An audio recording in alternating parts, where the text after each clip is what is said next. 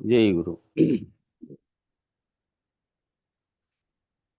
గురు బ్రహ్మ గురు విష్ణు గురుదేవో మహేశ్వర గురు సాక్షాత్ పరబ్రహ్మ తస్మై శ్రీ గురవే నమః. ఓం నమో బ్రహ్మాదిభ్యో బ్రహ్మ విద్యా సంప్రదాయ కర్తృభ్యో వంశ ఋషిభ్యో మగద్భ్యో నమో గురుభ్యః. సర్వోపప్లవరహిత ప్రజ్ఞాన ఘన ప్రత్యగర్ధో బ్రహ్మైవాహమస్మి అహం పదార్థరహితః. గురవే సర్వలోకానాం విషజే భవరోగిణాం నిదయే సర్వవిద్యానాం శ్రీ దక్షిణామూర్తయే నమః. బృహద్వాసిష్ట సిద్ధాంతం పూర్ణబోధోపదేశికా వెంకటేశ్వర యోగేంద్రం సద్గురుభ్యో నమో నమః. ఆత్మానాత్మమతీతమనిశం కేవలాత్మోపదేశికా వేముల రామయార్య యోగేంద్రం సద్గురుభ్యో నమో నమః. క్షరాక్షరమతీతం చ అచల పూర్ణోపదేశికా శ్రీ పూర్ణానంద పుల్లయార్య సద్గురుభ్యో నమో నమః. ద్వయాత్మరహిత సిద్ధాంతం పరమపురుష ప్రబోధకాం శ్రీ వివేకానంద సుబ్బయార్య సద్గురుభ్యో నమో నమః. అస్మద్గురు సమారంభం కృష్ణ సాందీప మధ్యమాం ఓంకార పీఠ పర్యంతం వందే గురు పరంపరం. జై సద్గురు బ్రహ్మరాజుకు జై.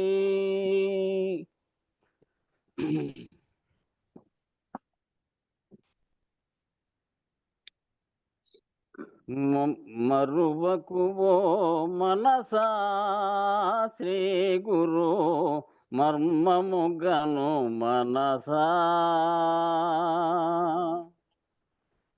సురుచిరముగ గురు సూటి నెరింగిన సురుచిరముగ గురు సూటి నెరింగిన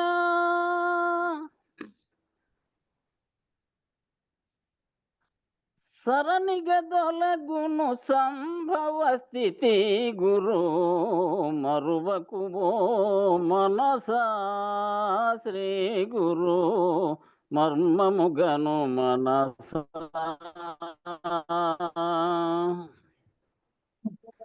ధరపై సంపద విరివిగనగడిన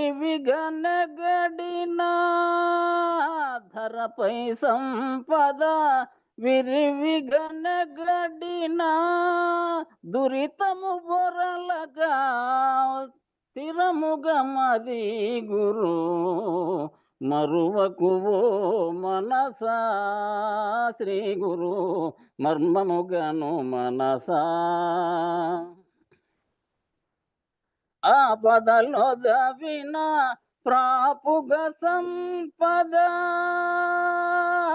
ఆపదలో దవిన ప్రాపుగ సంపద సాపుగ పోయిన తాపసమిడి గురు మరువకు ఓ మనసా శ్రీ గురు మర్మముగను మనసా.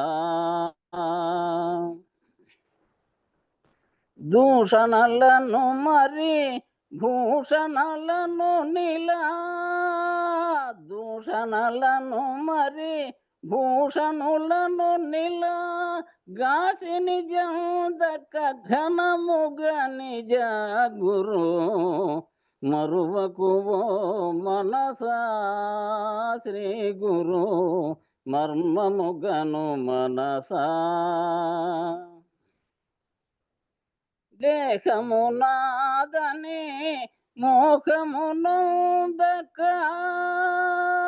దేహమునాదని మోహమునందక కూకక మనసి సాపుగా సాకసమున గురు మరువకు ఓ మనసా శ్రీ గురు మర్మముగను మనసా.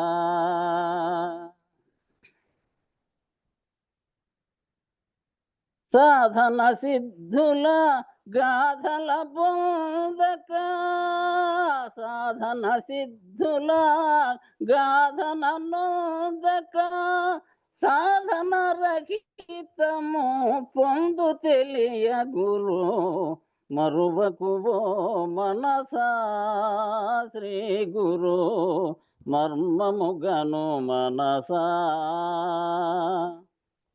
నారంభయనము నారాయణుడని నారంభయనము నారాయణుడని సారము నెరిగిన నారాయణ గురు మరువకువో మనసా శ్రీ గురు మర్మముగను మనసా. జై సద్గురు ప్రభు మహారాజుకు జై.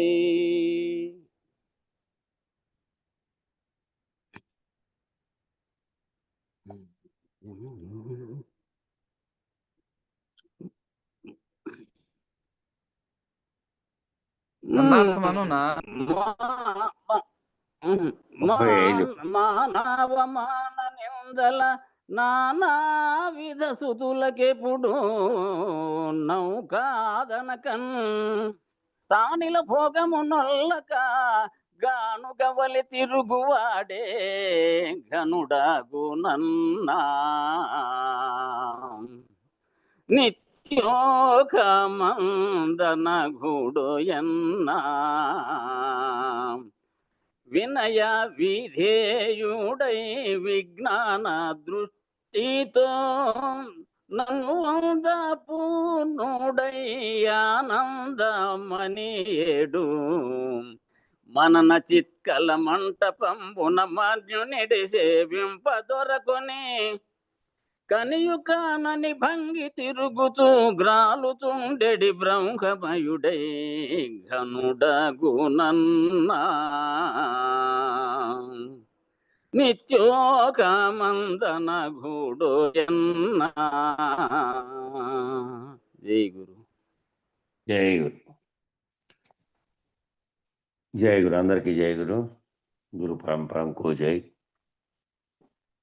జీవునికి గల మానవమానములకును ఈశ్వరునికి పలు విధములు చేసేటి స్థుతులకును ఎప్పుడూ కూడా అవుననకను కాదనకను తానున్నంత వరకు అనగా తనువులు విడిచుట పూర్తి అగునంత వరకు నర స్వరస్వప్నముల నెరిగి ఉండి కర్మరహితుడై కానుగోవలి తిరుగువాడే గనుడు. జీవునికి కలిగినటువంటి తిరిగినట్లు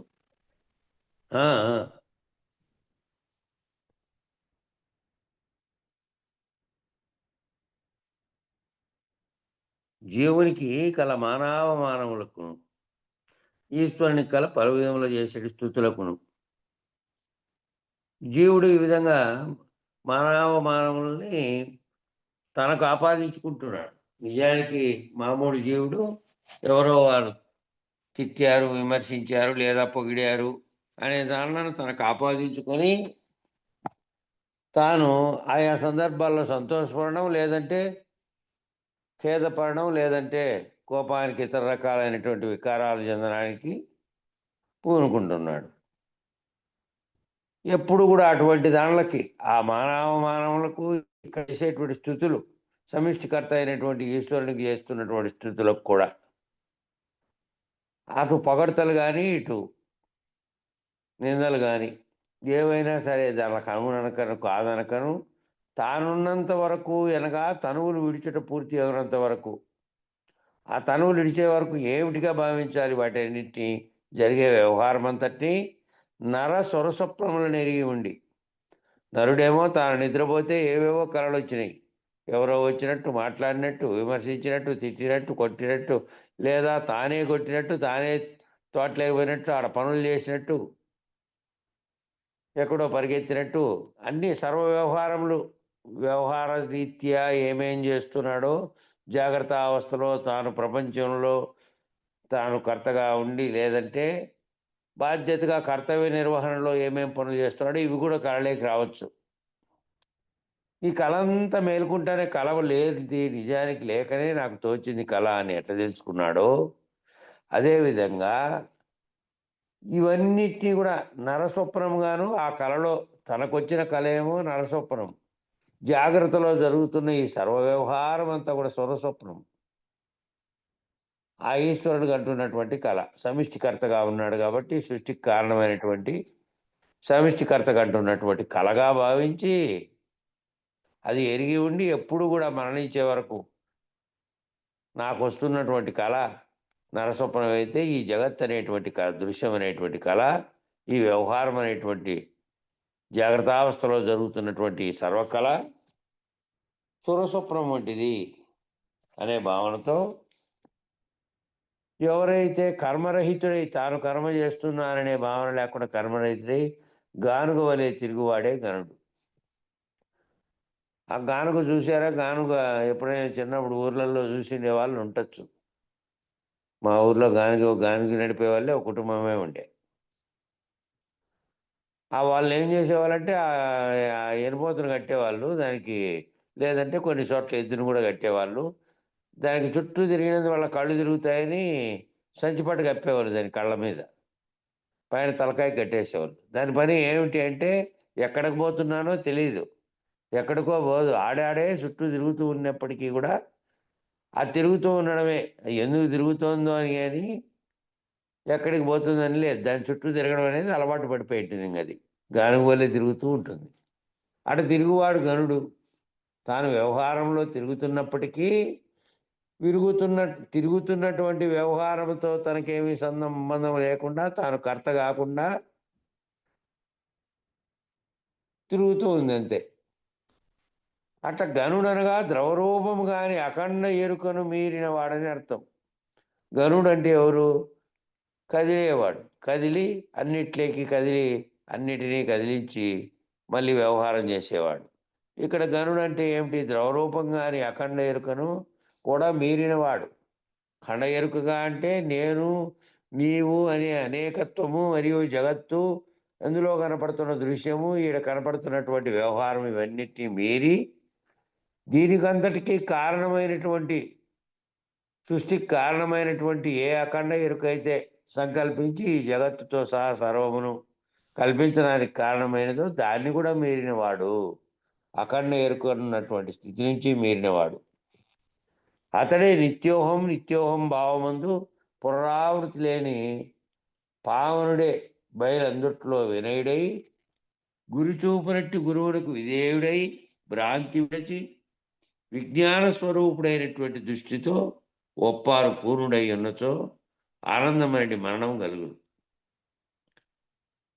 ఇంకా అతను నిత్యము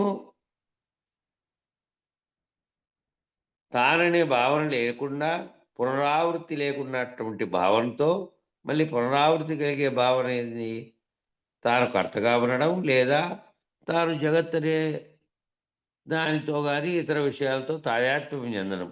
అటువంటి తాదాత్మ్యత లేనివాడై గురువునకు విధేయుడై భ్రాంతి విడచి, ఏ భ్రాంతి కూడా నేననే భ్రాంతి కానీ, లోకం అనే భ్రాంతి కానీ, జరుగుతున్నటువంటి వ్యవహారం అనే భ్రాంతి కానీ ఏ భ్రాంతి లేదు. సర్వభ్రాంతులను వదిలినటువంటి వాడై తాను సమిష్టికర్త అయినటువంటి ఈశ్వరుడు అనేటువంటి అఖండ ఎరుకను కూడా మీరినటువంటి వాడై విజ్ఞాన స్వరూపుడైనట్టి విజ్ఞాన స్వరూపు. ఇప్పుడు ఈ గ్రంథంలోకి తాత్పర్యం రాసిన ఆయన పేరు, అసలు పేరు కోసూరు మురళీకృష్ణారావు అయితే వాళ్ళ గురువు గారు ఇచ్చినటువంటి దీక్షానామం విజ్ఞాన స్వరూప్. అంటే విజ్ఞానమే స్వరూపంగా గలవాడు, నామరూపాత్మకమైనటువంటి శరీరం కాదు. విజ్ఞానమే స్వరూపమైనటువంటి ఆ దృష్టితో చెప్పారు. అటువంటి వాడు ఎట్లుంటాడు? అట్లా భ్రాంతులు విడిచినటువంటి వాడు, గురువులకు విధేయుడై భ్రాంతి విడిచినటువంటి వాడు విజ్ఞాన స్వరూపుడైనట్టి దృష్టితో ఒప్పారు పూర్ణుడై ఉన్నచో, విజ్ఞానమే తాను, ఆ విజ్ఞానంతోనే తాననే భావన వదిలి, తాను జగత్తు అనేది వదిలి, ఎవరైతే గనుడై ఆ కొండ ఏ విధంగా ఎప్పటికీ కదలకుండా ఎట్లుందో తాను ద్రవీకరించబడి మళ్ళీ ఈ జగత్తులోని మానవమానాలకు ఈ రకమైనటువంటి పొగడ్తలకు కానీ దేనికి కూడా కదలనటువంటి వాడు, దేనితో కూడా మళ్ళీ ద్రవించి మళ్ళీ ప్రపంచం అనే దృష్టిలోకి రాకుండా ఉండేటువంటి వాడు. అట్లా పూర్ణుడై ఉన్నటువంటి ఆనందమడి మరణం కలుగును. అట్లా పూర్ణుడైన వానికి ఏ రకమైన చీకు చింత లేదు. ఇంకా ఆనందమైనటువంటి మరణం, తాను బయలు స్థితిలో ఉన్నటువంటి స్థితిలో ఉన్నది ఆయన. ఆయన ఎరుక ఏ విధంగా ఉంది అంటే, తాను కర్తృత్వ రహితంగా బయలైనటువంటి స్థితిని ఎరిగిన వాడై, పరిపూర్ణాన్ని ఎరిగిన వాడై, గురువుకు విధేయుడై, గురు రూపంలో తాను కూడా విలీనమైనటువంటి వాడై, విజ్ఞాన స్వరూపుడై ఉంటాడు. కళల్ని స్థితిలో ఆనందం అనేటటువంటి మరణంతో ఉంటాడు. ఈ మరణము చిత్కళ లాంటి ఉండును. ఈ మరణం ఏ విధంగా ఉంటుందంటే, ఆ మరణం చేసుకుంటూ ఉంటాడట మనసులో. ఏది మూలం లేని గుర్తెరిగే ఎరుక లేదు. ఈ ఉత్త బట్టబయలే ఉంది. ఆ బట్టబయలు స్వరూపంగానే నేనున్నా. నేననే నామరూపాత్మకమైనటువంటిది ఏది కూడా ఆకార వికారాలతో కలిగినటువంటిది ఏదీ లేదు. ఏదీ లేనటువంటి స్థితిలో తాను పూర్ణుడై ఉన్నాడు. ఆ విధంగా ఉన్నాడు. ఆ మరణంలో ఏముంది అంటే, ఈ మరణం చిత్కలనంటి ఉండును. ఈ మరణము చిత్కలనంటి ఉండి, చిత్కలకు స్థానం ఏది అంటే చిదాకాశం. చిత్తం అనేటువంటి ఆకాశం చిత్కలకు స్థానం. దాన్నే అంటి ఉంటుంది.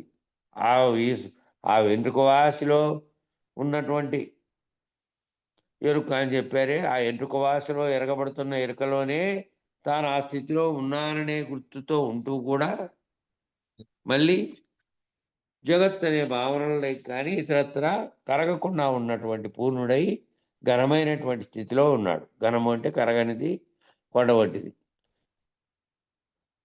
అట్లా ఒప్పారు పూర్ణుడై ఉన్నటువంటి స్థితిలో ఉన్నటువంటి చిత్కలకు స్థానమైనటువంటి చిదాకాశంలో చిన్మాత్ర రహిత అశరీర గురిని పూనుకుంటాడు. ఆ చిత్కలలో తెలియబడుతోంది తాను ఆ స్థితిలో ఉన్నాడని. అయితే ఆ చిత్కలలో చిన్మాత్ర రహితకు అశరీరుడైనటువంటి గురువు తనకెవరైతే బోధించి తనను ఆ స్థితిలోకి ఆ భావాన్ని కలిగింపజేశారో, చిన్మాత్రము లేకుండా చిన్మాత్ర రహితుడైనటువంటి అశరీరుడైనటువంటి ఏ గురువు అయితే తనను ఆ స్థితికి తీసుకెళ్ళాడో, ఆ గురువుని సేవింపబూనుకుంటాడు. ఎక్కడ సేవింపబూనుకుంటాడు? ఇంకా తానుగా లేడు. తాను అశరీరుడైనటువంటి స్థితిలో ఉన్నాడు.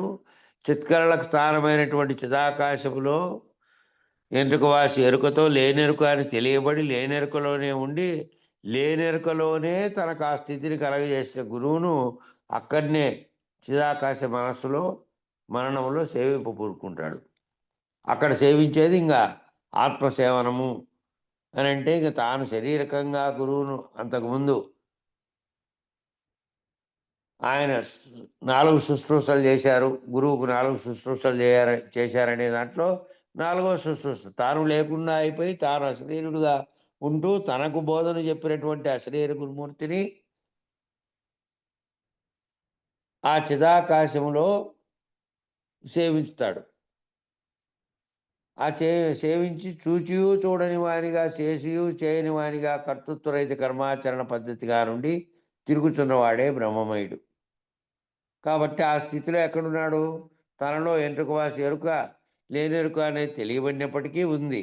దానితో గుర్తెరుగుతున్నటువంటి స్థితిలో తాను కర్తగా కాకుండా కర్తృత్వరహిత కర్మాచరణ చేసుకుంటూ,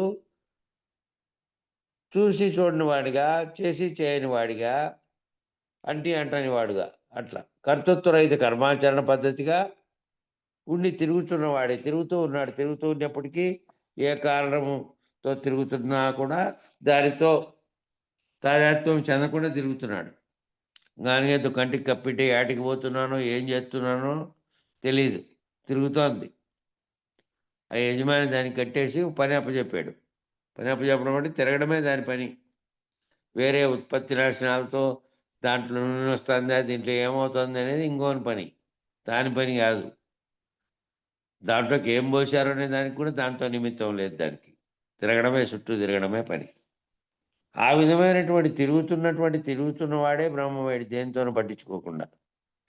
అట్టి బ్రహ్మమయుడే గనుడు. అట్టి బ్రహ్మమయుడైనటువంటి వాడే గనుడు. నిత్యోహమందు పావనుడు. నిత్యము ఏదైతే చిదాకాశంలో చిత్కలనంటి తాను లేకుండా పోయినటువంటి స్థితిలో ఉన్నప్పటికీ తెలియబడుతున్నటువంటి దానితో అదంతా కళ, సురకళ జరుగుతోంది అని జాగ్రత్తలో ఉన్నప్పుడేమో సురకళ, నిద్రపోయినప్పుడు నరకళ జరిగితే అది లేనిది ఏ విధంగా అయిందో ఆ విధమైనటువంటి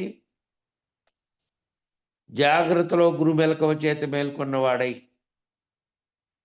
జాగ్రత్త అనే దాంట్లో నుంచి కూడా మేల్కొన్నవాడై తిరుగుతున్నటువంటి వాడు, బ్రహ్మమయుడైనటువంటి వాడు. అనగా జ్ఞానాజ్ఞానములు అంటే అసంగుడు. జ్ఞానాజ్ఞానములని రెండింటితోనూ అంటాడు.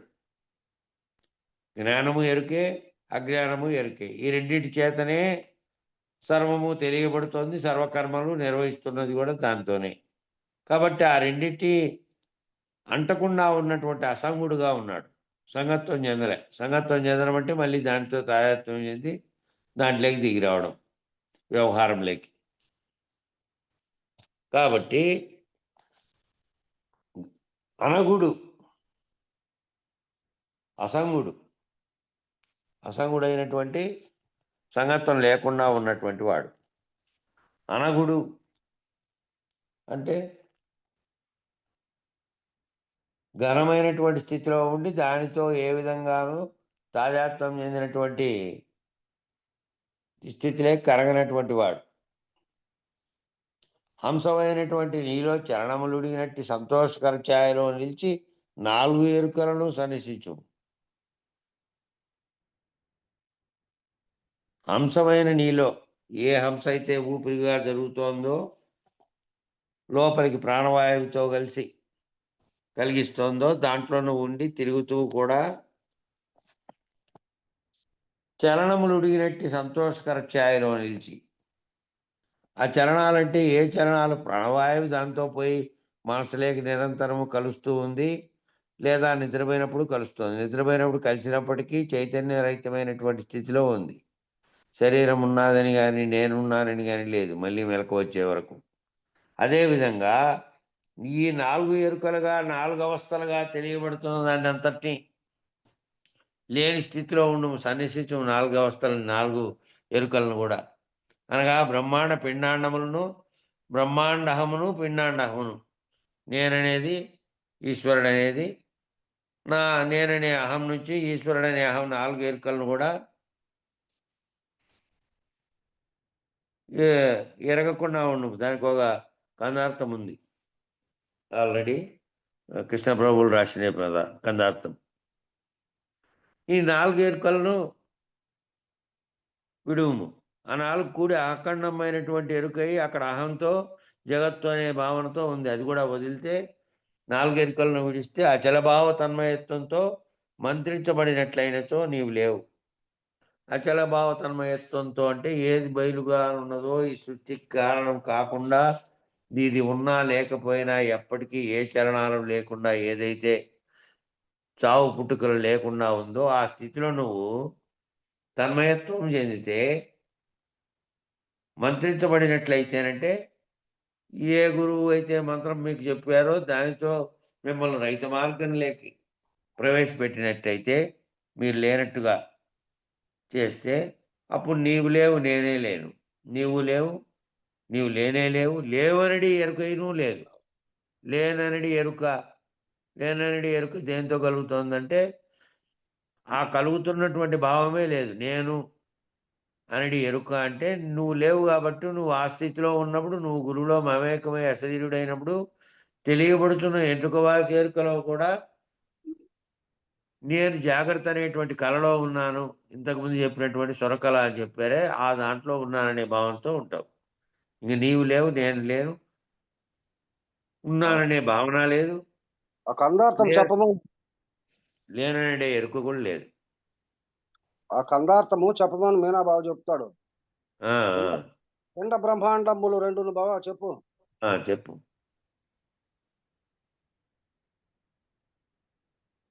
చెప్తానడా. బ్రహ్మాండంబులు యారంటిలో నిరెండకములు, ఈ ఖండములు 4 కూడి అఖండంబగు ఎరుక గూడు గణరామ. ఎరుక రూపు గణరామ తండ్రి. సరే, ఇది తెల్పిన ఘనుడే తల్లిదండ్రి, ఖండ ఖండములుగా కనిపించే ఎరుకనే దండిదనేటి యుద్ధండుల కలనైనా గణరామ తండ్రి ఇది తెల్పిన ఘనుడే తల్లిదండ్రి.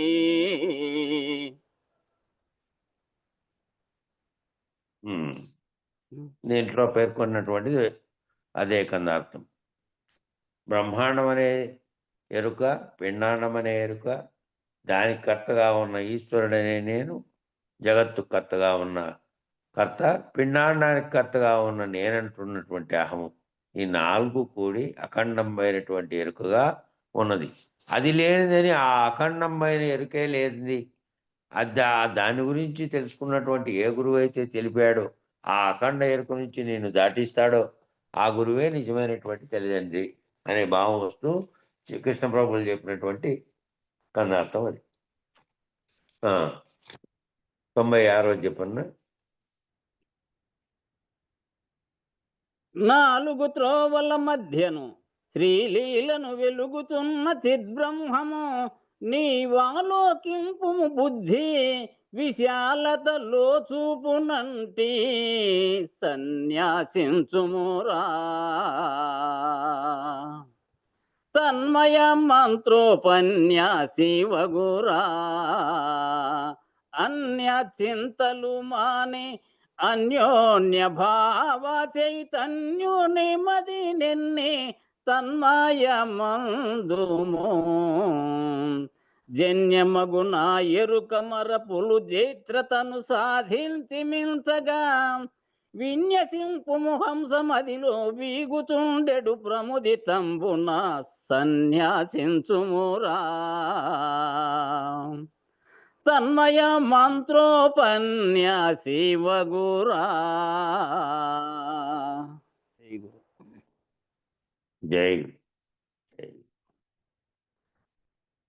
4 ఈశ్వరతనులనేది త్రోవల మధ్య నిశ్చలమై వెలుగుతున్నటువంటి బ్రహ్మమందు సర్వము ఉన్నవి. 4 ఈశ్వరతనువులతో ఏమైనను చేయగలడు. అతడే చిత్బ్రహ్మము. జ్ఞాన సంపదను పంచవలన సంకల్పం కలిగినచో కేవలపు టెరుక, మలినపు టెరుక, మిశ్రపు టెరుపుల మార్గం పడుతుంది. అది ఆ 4 ఈశ్వర తనువులతో ఉన్నటువంటి విరాట్ హిరణ్య గర్భ అవ్యాకృత పరమాత్మ స్థితిలో ఉన్నటువంటి 4 ఈశ్వర తనువులు, ఆ తనువుల్లో ఉన్నటువంటిదే ఈ సృష్టికి కారణమైన బ్రహ్మముగా నిశ్చలమైనటువంటి బ్రహ్మం.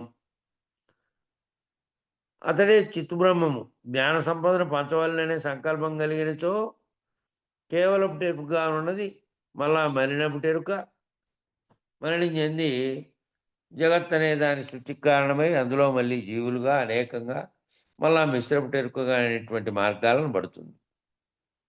కాలం ఆసన్నమైనప్పుడు పై 3 ఎరుకలు అఖండ ఎరుకలు లీనమై ఒక అఖండ ఎరుకగా చిత్బ్రహ్మమై ఉంటుంది. కాలం ఆసన్నమైనప్పుడు సృష్టి ఉత్పత్తి చేయాలనే ఏమీ లేనటువంటి ఈ సృష్టి జరగకముందు ఏ విధంగా ఉంది, కేవలం బయలుగా ఉన్నటువంటి ఉత్త బట్టబయలుగా ఉన్నది. అందులో ఈ ఉత్పత్తి కారణమైనటువంటి అవ్యక్తంగా ఉన్నటువంటి బ్రహ్మములో కలిగినటువంటి ఓంకారనాదమే ఆ తర్వాత బీజాక్షరాలతో కలిసి ఆ తర్వాత శబ్దమై ప్రణవంగా ఉన్నది శబ్దమై ఆకాశాదిక అనేక ఈ మిగతా భూతాలన్నిటితో కూడా కూడి సర్వమును కల్పించింది. ఆ సర్వమును కల్పించకముందు ఉన్నటువంటిది ఏ విధంగా ఉంది? ఏమీ లేదు, ఏ సంకల్పము లేదు. సంకల్పం కలిగిందనుకో, కలిగితే మళ్ళీ ఇవన్నీ కలగడానికి కారణమైనటువంటి కేవలం టెరుక, మలినపు టెరుక, మిశ్రమ టెరుకల మార్గాన్ని బట్టి కాలం ఆసనం అయినప్పుడు 3 ఎరుకలు అఖండ ఎరుకలో లీనమై ఒక్కటైన అఖండ ఎరుక చిత్బ్రహ్మమై ఉండును. చిత్తం అనేటువంటి బ్రహ్మమై ఉంటుంది. ఒకటైనటువంటి అఖండ ఎరుక అక్కడ చైతన్య స్వరూపంలో ఈశ్వరునిలో ఉన్నది, ఇక్కడ జీవునిలో చైతన్య స్వరూపంలో ఉన్నది. 2 ఒక ఎరుకలే. ఈ అనేకత్వంగా మారినటువంటి ఖండ ఎరుకలుగా ఉన్నవి లేకుండా అఖండత్వమైనటువంటి ఎరుకగా చిత్బ్రహ్మమై ఉంది. సత్మార్గం అనేది 4వ మార్గం లక్ష్యమైనచో ఆ సత్మార్గమైనటువంటి నాలుగో మార్గం లక్ష్యమైతే అఖండ ఎరుక తిరిగి ద్రవరూపంగా ఆనేరదు. అఖండ ఎరుక అనేది ఎప్పుడు ద్రవీకరించబడింది? ద్రవరూపంగా మారడానికి వ్యాప్తం ఎప్పుడైతే జరిగిందో మాయా చేత, మాయ కలవకముందు మాయా త్రిగుణములు ఈ తన్మాత్రలతో కలవకముందు అది వ్యక్తమయ్యే స్థితిలో సంకల్పం ఓంకారంతో సహా నాదంగా మారినప్పటికీ మిగిలిన వాటితో కలవకుండా ఉన్నప్పుడు అది అట్లే ఉంది. సైన్స్ వాళ్ళు చెప్పేది కూడా అదే. ఆకాశ శబ్దంగా ఉండి కేవలం ఖాళీగా ఉన్నటువంటి దాంట్లో ఒక విస్ఫోటనం జరిగింది. ఆ విస్ఫోటనంలోంచి కదలిక వచ్చింది. ఆ కదలికలో వాయువు, అగ్ని అవి మళ్ళీ ఒకదానికొకటి కలవంగా నీరు, వాయువు, అగ్ని కలవంగా ఆ నీటిలో నుంచి ఘనమైనటువంటి ఘనీభవించబడినటువంటి భూమి ఇవన్నీ వరుసగా ఏర్పడినాయి. అవి ఏర్పడకముందు ఏ విధంగా ఉంది? ఏర్పడకముందు ఘనీభవించిన స్థితిలో కూడా లేనటువంటి ఘనీభవించిండేది, ద్రవీకరించినది 2 లేవు. అసలు సంకల్ప రూపంలో రావడానికి కారణమైనది ఏంటంటే ఆ ఓంకారంతోనే మొదలైంది. కాబట్టి ఆ మొదలైనప్పుడు మొదలు కాకముందు ఉన్నటువంటి సున్నను అందుకే పెట్టారు దాని ముందర. అది మొదలు కానప్పుడు ఏ సున్న ఉందో శూన్యంగా ఉన్నది. ఆ శూన్యంగా ఉన్న స్థితిలోకి మళ్ళీ ఎళ్ళడానికే ఇదంతా లేనిదేనని, ఇది దీనితో వచ్చిందని, దీనికి ముందు సున్న పెడితే ఆ ఉన్నది కూడా లేనిదైతుందని, అఖండ ఎరుక కూడా లేనటువంటి స్థితిలో ఉంది. అఖండ ఎరుకలో లీనమై ఒక్కటైన అఖండ ఎరుక చిత్తుబ్రహ్మమై ఉంటుంది. సత్మార్గమని 4వ మార్గము లక్ష్యమైనచో అఖండ ఎరుక తిరిగి ద్రవరూపంగా ఆనేరదు. ద్రవరూపం కాకుండా ఉండాలి అంటే అది సంకల్పించి ద్రవరూపం కావడానికి ముందు ఏ రకమైనటువంటి మార్గం ఉందో అది గనక తనకంటే ముందు పూర్వస్థితి ఉన్నటువంటి బయలుగా ఉన్నటువంటి స్థితిని ఎరిగి తాను రహితమైపోతే బయలు స్థితిలోనే ఉంటుంది. అది మళ్ళీ ద్రవరూపమై తాను చలించి ఆ చెలించినటువంటి చలనములో మాయ చేత మళ్ళీ తన రూపాన్ని అనేకత్వంగా చూసుకోవాలనే సృష్టి చూడాలనేటువంటి భావం కలిగేటువంటిది లేదింక. భావరహితమైనటువంటి స్థితిలో అఖండ ఎరుక కూడా ద్రవరూపంగా మారకుండా ఘనమైనటువంటి స్థితిలో ఉన్నటువంటి స్థితిని కూడా దాటుకొని బయలుగానున్నటువంటి కేవల బయలుగానున్న స్థితిలోకి పోయింది. ఇక అక్కడ లేదు కాబట్టి అక్కడ ఏ రకమైనటువంటి స్థిరమైన ఈశ్వరీయ జ్ఞానశక్తి కేవల సత్తా మాత్రమై ఉండి క్రియోన్ముఖం కాదు. అక్కడ ఏమైంది? ఈశ్వరీయ జ్ఞానశక్తి అనేది ఉంది కానీ కేవల సత్తా మాత్రమై ఉండి క్రియోన్ముఖం కాదు. క్రియోన్ముఖం కావడానికి ఈశ్వరీయ శక్తికి ఏం కలిగింది అప్పుడు? ఈ ఆది పరాశక్తి అని అంటారే, అదేంటంటే ఆ ప్రకృతిగా మార్పు చెందడానికి ఉపయోగపడినటువంటి శక్తి అదే. ఈశ్వరుడు సంకల్పిస్తే సృష్టి చేయాలనే దాంట్లో తన్మాత్రలతో కూడినటువంటి ఏ శక్తి అయితే కార్యరూపం ధరించడానికి, అంటే కేవలం తన్మాత్రలుగా ఉన్నవి కార్యరూపం ధరించినటువంటి స్థూల జగత్తుగా మారడానికి కారణమైనదంతా దాంట్లో ఉంది. కాబట్టి ఆ స్థూల జగత్తుగా మారడానికి కూడా అవకాశం క్రియోన్ముఖం కాదది. క్రియోన్ముఖం కానటువంటి స్థితిలో ఉంది అక్కడ. స్థూల జగత్తుగా పరిణామం చెందకుండా ఆ సూక్ష్మ స్థితి నుంచి మళ్ళీ అట్లే అక్కడనే ఘనీభవించినటువంటి అక్కడ మళ్ళీ మార్పు క్రియోన్ముఖం కానటువంటి స్థితిలో ఈశ్వరీయ జ్ఞానశక్తి కేవల సత్తా మాత్రంగా ఉండి క్రియోన్ముఖం కాకుండా ఉంది. క్రియోన్ముఖం అయిందంటే మళ్ళీ స్థూల జగదుత్పత్తికి కారణమైన సర్వము వచ్చేస్తాయి సంకల్ప మాత్రం చేతనే. ఏ మార్గం విహితమో నీవు ఆలోచింపు. ఏ మార్గంలో పోవాలి? నేను ఈశ్వరుణ్ణి, నేనే బ్రహ్మను అనే మార్గంలో పోతివా? ఎప్పుడో ఒకసారి సంకల్పం కలిగి తిరిగి అది చెలించేది మొదలై దానితో మొదలైనటువంటిది సర్వవ్యాప్తి, సర్వ జగత్తు నీవు పుట్టడానికి, జగత్తు రావడానికి అన్నిటికీ కారణమైనదంతా నీలోనే ఉంది. నువ్వు దాన్ని పోగొట్టుకుంటే మళ్ళీ జగత్తు లేదు, నువ్వు లేవు. కాబట్టి కారణమైన వస్తువు అదే ఉంది. కారణమైన వస్తువు అది సంకల్పించి మళ్ళీ జగత్తుగా మారడానికి, మళ్ళా జీవుడుగా ఉపాధి ధరించడానికి కారణమైంది కావాలా నీకు?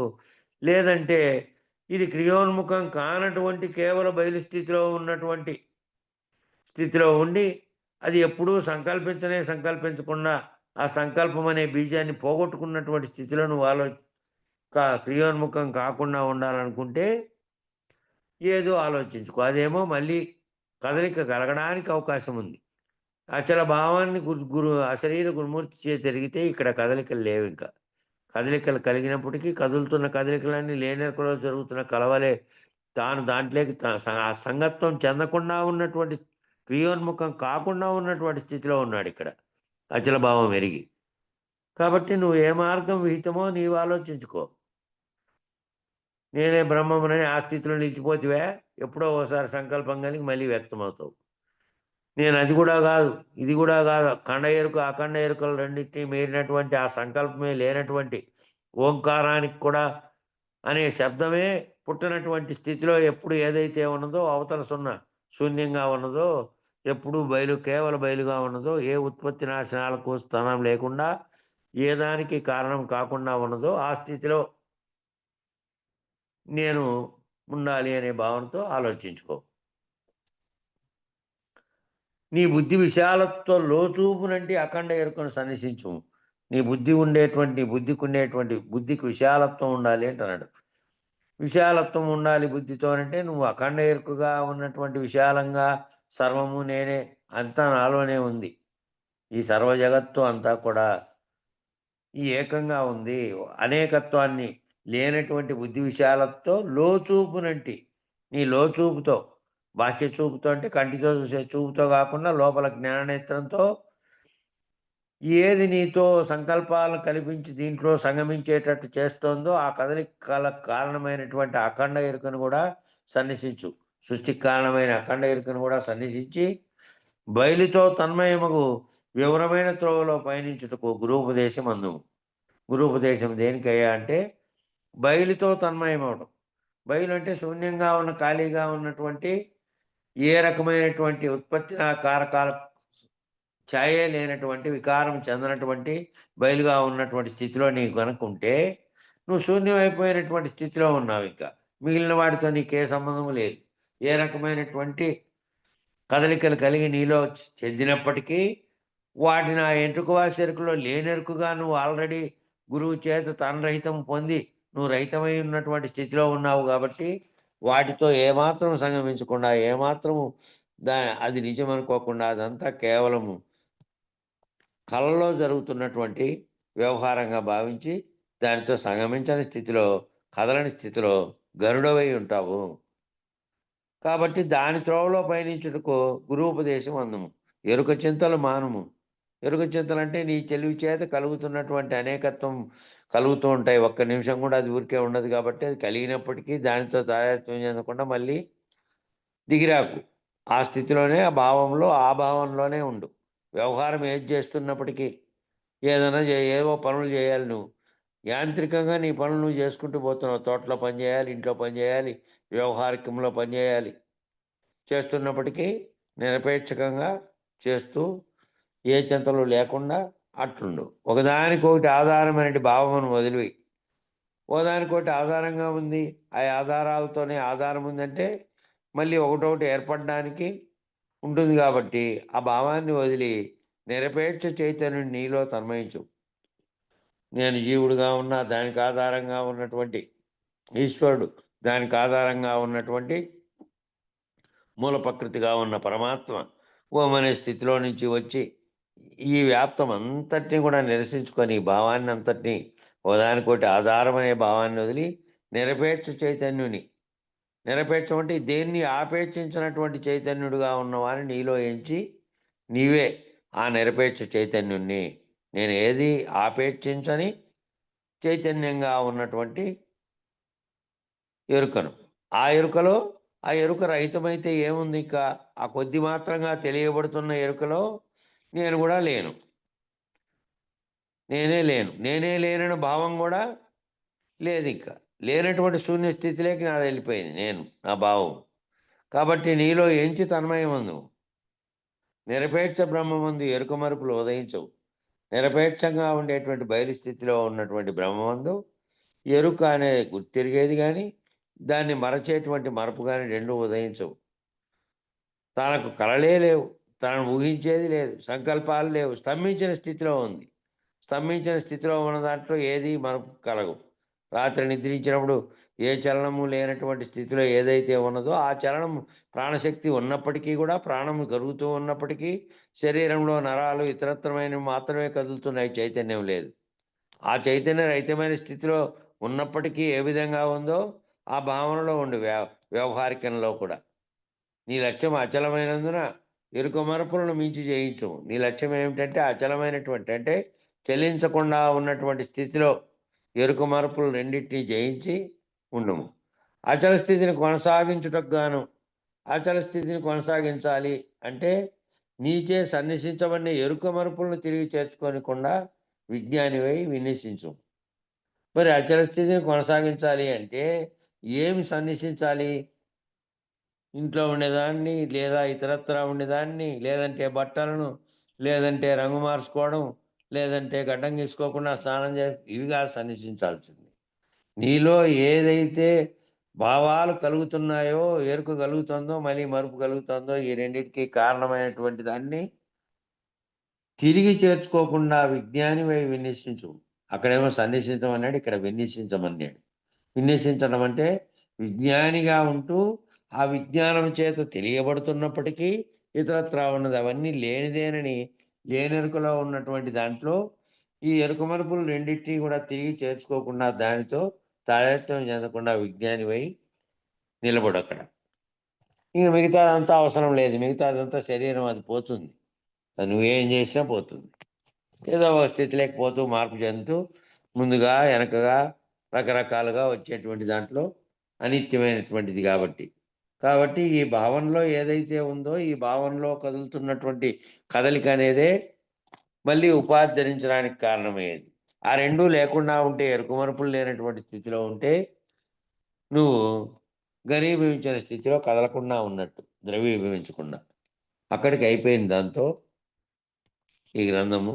అక్కడ అంటే ఇంకా కొన్ని ఉన్నాయట, అవి దీంట్లో పెట్టలేదు వాళ్ళు, దీనికి తాత్పర్యం రాయలే. ఇందులో పేర్కొన్నటువంటి కొన్ని పదాలకు మళ్ళీ మన విజ్ఞాన స్వరూప్ గారు వ్యాఖ్యానం రాశారు. ఇందులో వాడినటువంటి కొన్ని పదాలు అవి వివరిస్తే సరిపోతుంది. మనకు సమయము అప్పటికి ఇంకా సరిపోకపోవచ్చు, కొంచెం మిగిలి ఉంటుంది. ఇప్పుడు ఈరోజు ఎన్ని 94 పద్యం మర్చిపోయి ఒకటి పెట్టాము. ఎన్నన్నా హలో 94 పద్యము వదిలిపెట్టినా. 96 అయిపోయింది. ఏంటి 96 94 94 గతే కదా. 94 చదివినామా? ఆర్యదర్పణ దృష్టి నిన్ననే అయిపోయింది. అది 95 నుంచి వాళ్ళు మొదలుపెట్టారు. లేదు, ఇది అయిపోయింది. ఇట్టే ఉండేది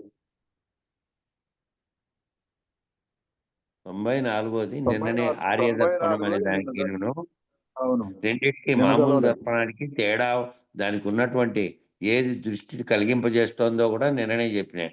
ఆ 94వ దాంట్లోదంతా నిన్న వివరించడం జరిగింది. అది అయిపోయింది 94 కాడికి.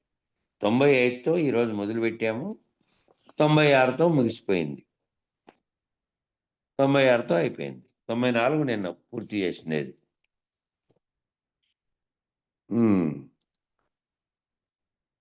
ఇక్కడ వాడినటువంటి పదాలు కొన్ని ఇచ్చారు, వాటిని అంతవరకు కొన్ని అయిపోతాయి, మిగిలినవి రేపు చెప్పుకుందాం. రేపు చెప్పుకొని మళ్ళీ మన అటు నుంచి ఏదైతే మొదలు పెడుతున్నామో దాని గురించి కూడా రేపు చర్చించుకొని ముగిద్దాం. ఈరోజు ఇందులో వాడినటువంటి పదాలకు ఇచ్చినటువంటి వివరణ. అశరీరి గురువు అంటే, అశరీరి గురువు అనగా 4వ శరీరమైన పరమాత్మగా కూడా లేనివాడు.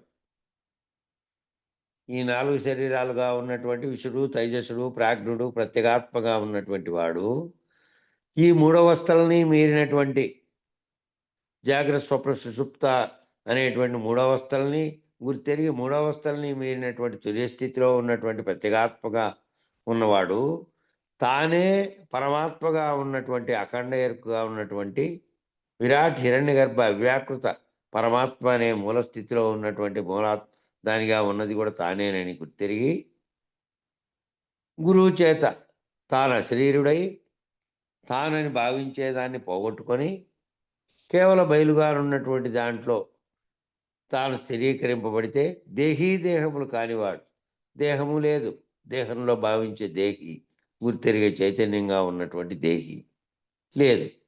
కాబట్టి పరబయలైనటువంటి గురువు, పరబయలుగా ఉన్నది ఏదైతే ఉందో దాంట్లో ఏ రకమైనటువంటి పరిణామ వికారం లేనటువంటి, సృష్టికి కారణమైనటువంటిది కాకుండా కేవల బయలుగా ఉన్నటువంటి పరబయలైనటువంటి గురువే అశరీర గురువు అంటే. ఇక మేల్కొల్పు, కాదన్నా, మేల్కొల్పడం కందార్థం ఉన్నది. ఏది? ఇప్పుడు వచ్చేది కందార్థం కొదవది. ఆ, ఓం ఆ, ఆ కందార్థం కొంచెం ఇచ్చినాడులే పైన. కందార్థం కొంచెం ఇచ్చినాడు కానీ దాంట్లో చదవండి మరి. మొత్తం వచ్చింటే చదవండి కింద.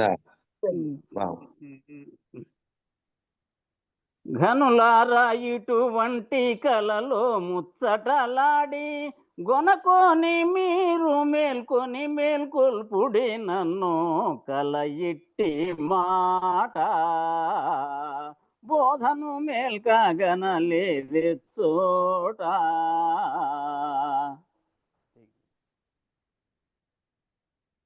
మిగతాది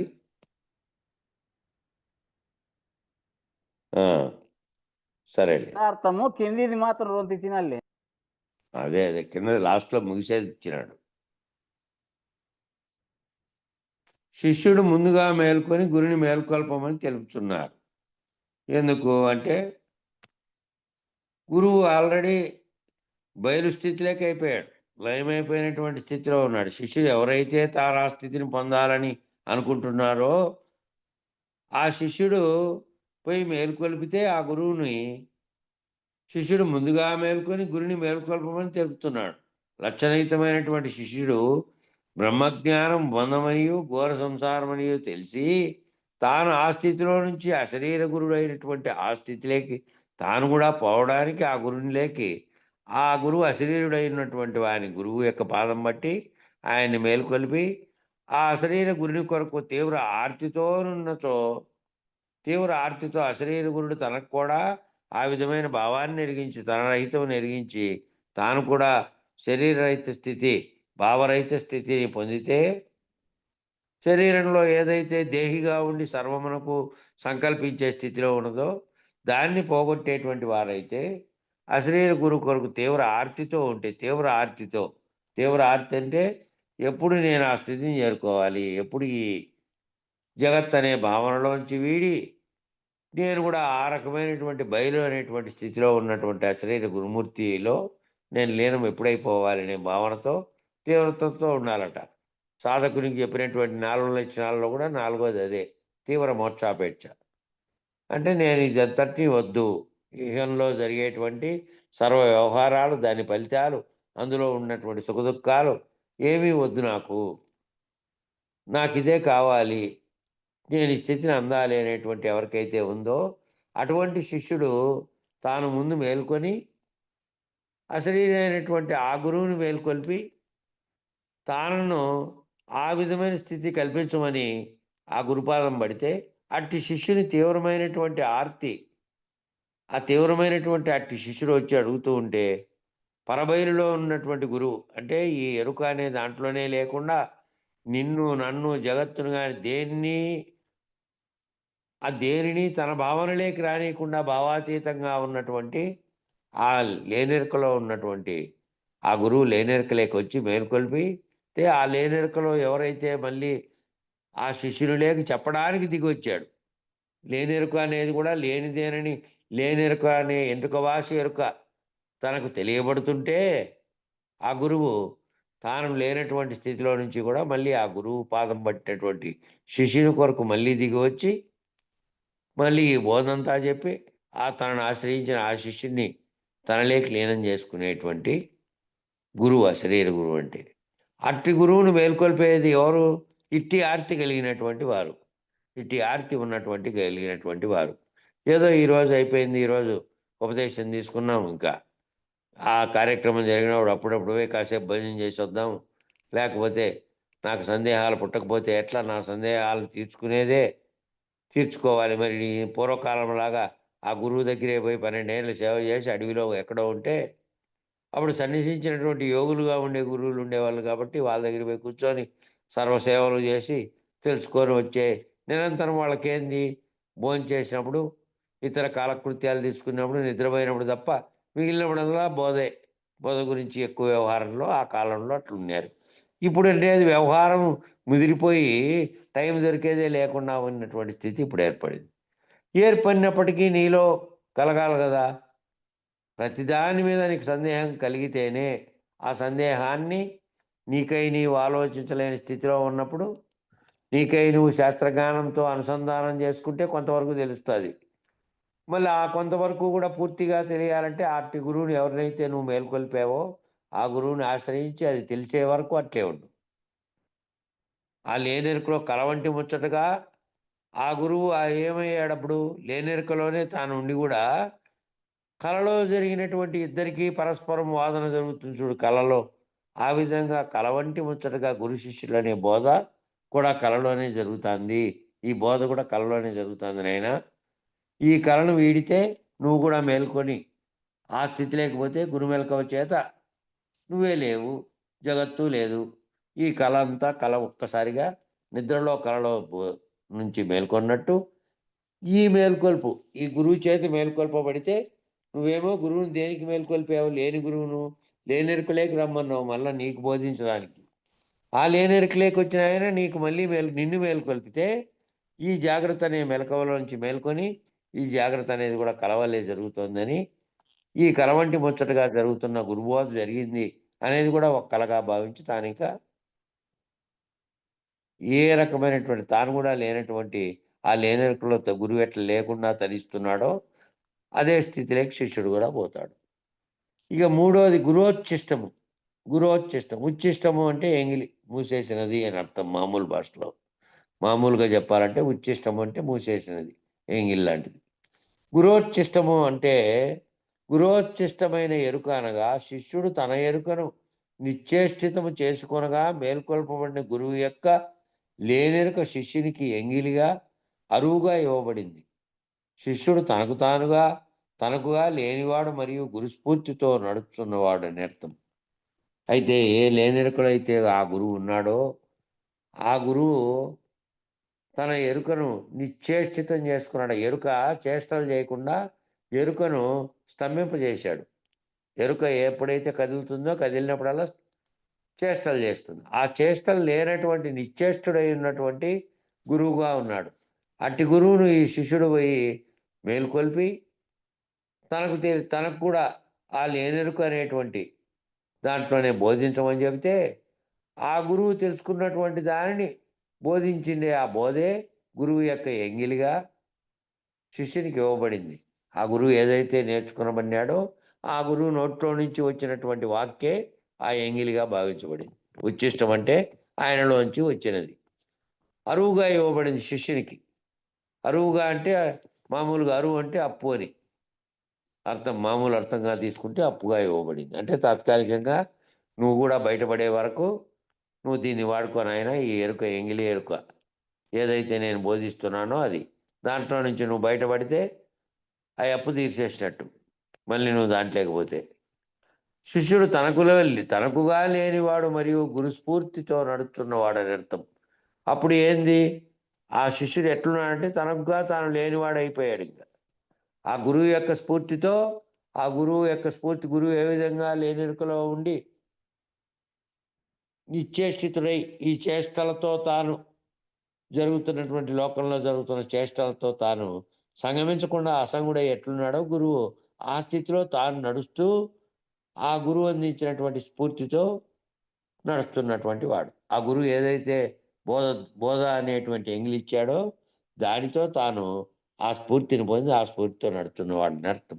అదే స్ఫూర్తితో తాను కూడా నడవడికి తాను కూడా నిశ్చేష్టుడై వ్యవహారంలో ఉన్నటువంటి దానితో సంగమించకుండా ఉన్నటువంటి వాడు అని అర్థం.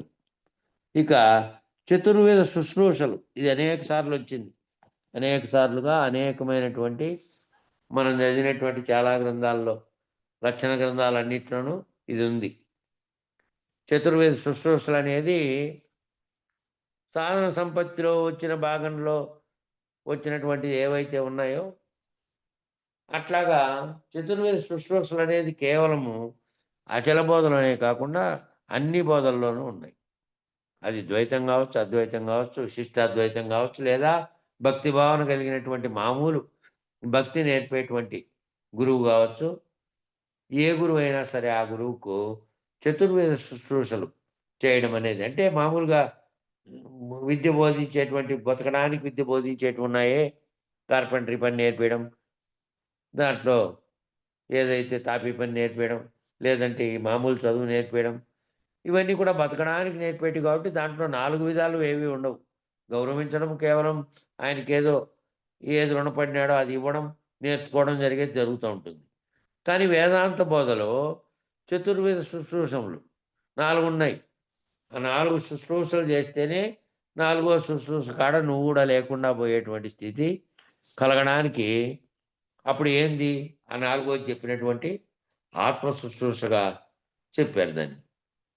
శుశ్రూష అనగా అంగములు లేని గురువును, ఎరుక నిలిచేందుకు స్థానము లేని గురువును, అభావమైన గురువును, ఆత్మగా లేని గురువును, అంగస్థాన భావ ఆత్మ శుశ్రూషలు అంతరార్థముగా శిష్యుడు కూడా తానును అట్టివాడేనని చేయుచు, తాను కూడా అటువంటి వాడేనని చేయుచు గురువుతో మమేకమగునట్టు సేవించవలను. మొదట్లో ఏమిటి? ఆ గురువును అంగంతో, అంటే ఆ గురువు భౌతికంగా వస్తే ఆ గురువును కాళ్ళు కడిగి, ఆ గురువు కాళ్ళు కడిగినటువంటి దాంతో తాను చల్లుకొని, ఆ గురువును పరిశుద్ధమైనటువంటి శరీర స్థితిలో చేసి ఆ గురువును శారీరకంగా సేవించినటువంటి స్థితి. స్థానం అంటే ఏ స్థానంలో ఆ గురువు ఉన్నాడో ఆ స్థానాన్ని కూడా తానే శుభ్రపరిచి ఆ స్థానంలో సేవ చేస్తూ ఆ గురుస్థానంలో తాను ఉండడం.